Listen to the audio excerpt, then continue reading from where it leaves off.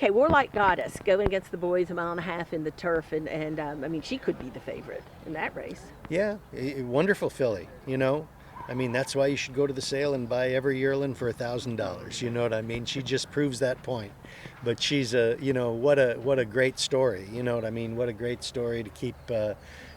People keep the business going, that somebody can find out that you can go to the sale or you can get a good horse at any level and they develop into really great horses, in which she is. She's a really, really good horse. I mean, she's as good a turf horse as we've got in our country. I mean, that doesn't mean she's has to win on Saturday, but she's a good competitor, and she's done very well throughout her entire career. So, in selecting that race, was it the distance that you wanted, the mile and a half?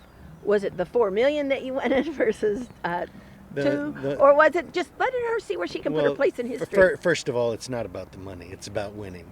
And frankly, if you win, the money follows. I mean, I really don't. Sometimes I don't even know the size of the purse, but it's with her, it happens to be the distance. I mean, I think that's she's a true mile and 3/8, mile and a half horse, and I think that we wanted to get her in that that type of race, and that's what we did last time. We ran her against the boys, and she pulled it off. She was very good, but a mile and 3/16 is probably just a little sharp for her. That doesn't mean she couldn't get up going a mile and 3/16, but I think she's a little more effective, and it is a big purse. And it would be nice just to go on her record if she can win this race. It'd be great. Yeah. Look, we've won the race a couple times, and it'd be great to win it with. We've got two nice fillies in the filly and mare sprint. We've got Frank's Rockette and Obligatory. We're two different types. One's a little bit more of a speed horse.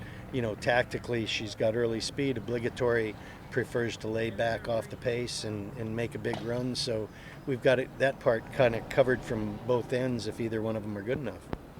Do either of them favor the seven furlongs? Do you think it's I think it's good. It's a really good distance for Obligatory. 7 furlongs is a perfect distance for her. She's probably a little better at 7 furlongs at Churchill Downs than she is here. I don't know what it is about Churchill, but when she tips out there, and comes down the middle of the racetrack, she's got, it seems to give her enough time to, get the job done, and she gets a lot of it done within the last 70 yards. So, I think Keeneland's maybe a little bit different type of racetrack, maybe a little more speed favoring than Churchill, but, that's, both races are 7 furlongs, but she has shown an affinity for Churchill over Keeneland. Casa Creed is going to go in the turf sprint versus the mile. Is that, you think he's won at 2 turns at a mile in the. He's good at both distances. Unfortunately, he's probably a horse that's a little better at 6 to 7 furlongs is probably his ideal distance. And we didn't feel like he really over this particular turf course. It doesn't seem like he gets the mile as well as he does, say at Saratoga or some other places. I mean, he's won at a mile at Saratoga. I think he's even won a mile and a 16th at Saratoga. But little different type of surface, different little different type of running. The contour of the course. So tell us about Elite Power. Well, Elite Power has been a late developer. I believe didn't break his maiden until he was a 4-year-old, but he hasn't been beaten since then. So he's a nice horse. He's a horse that really took a lot of patience. He ran late in his 3-year-old year. He was still, his bones were still developing. He had problems with his shins. We did get a couple of races in him just for the experience, and then gave him the winter off and brought him back. And he again has repaid us. I mean, he was 3rd in his first out back this year as a 4-year-old. And hasn't been beaten since. And he's taken every step. He's done everything right.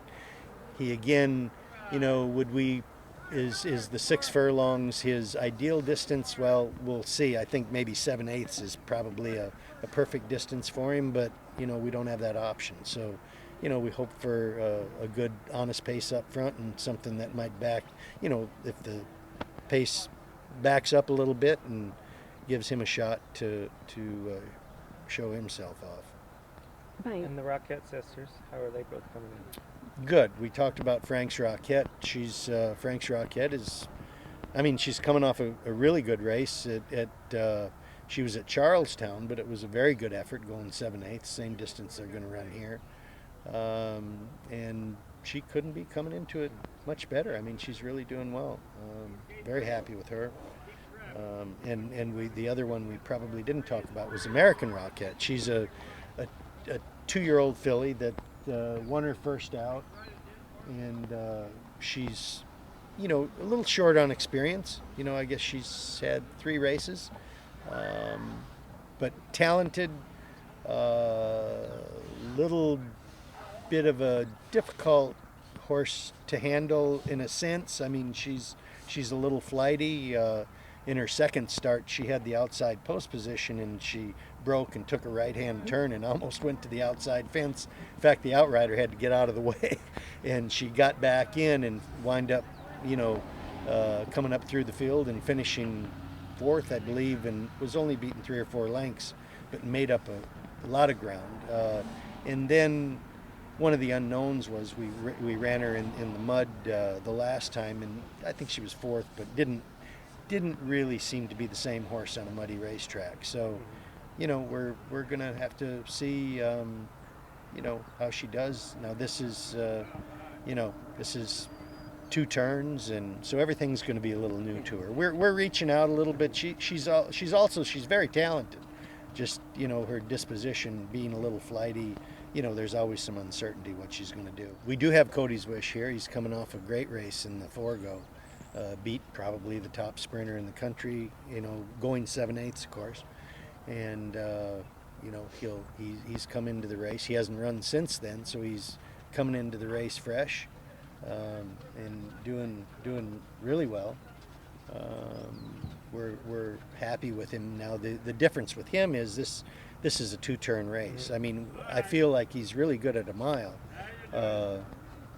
I'm uncertain how the 2 turns, the difference in the configuration of the race is going to, be for him. He's a great big horse, and the one reason I always liked the 1-turn mile was it gave him plenty of time to get into his stride going down, a long backside. He could get in his rhythm and then, start his run. So, a horse like that, you don't know if he gets jammed up on the first turn, if it's going to influence, how he's going to be able to get himself back together again. So little tactically, it'll probably be a little bit different type of race than he's been in the last couple times, but very talented and really a very interesting story with Cody Dorman, who is the young man that the horse is named after. And I think if anybody's read some of the articles, it's really a heartwarming situation where the young man who's got a lot of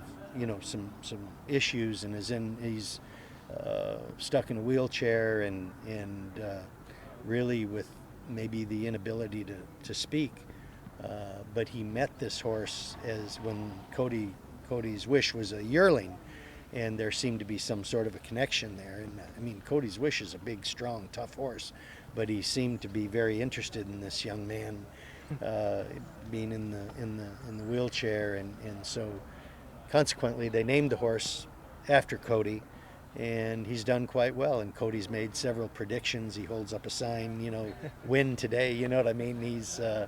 He's excited, and I think the horse has really brought some excitement into his life. And from the stories we hear from his parents, that he definitely knows what's happening.